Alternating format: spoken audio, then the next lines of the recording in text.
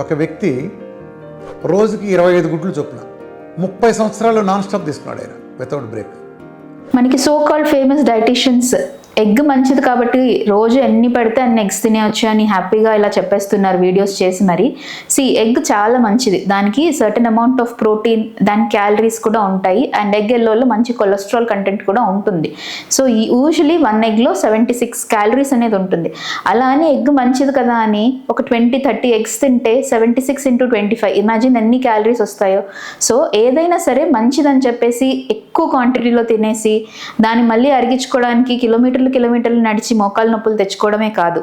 అలా అని వాటర్ మంచిది అని రోజు 10 లీటర్ వాటర్ తాగమని చెప్తామా? లేదు కదా. మన కిడ్నీస్ కూడా ఒక ఫిల్టరింగ్ కెపాసిటీ అనేది ఉంటుంది.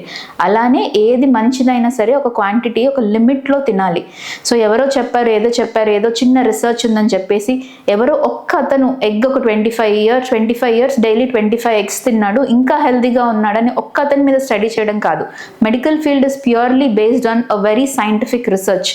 ఏదైనా సరే చెప్పాలి అనుకుంటే దానికి ప్రాపర్ ఇయర్స్ ఆఫ్ రీసెర్చ్ ఉండాలి, ప్రాపర్ నెంబర్ ఆఫ్ మల్టీసెల్టిక్ ట్రయల్స్ ఉండాలి.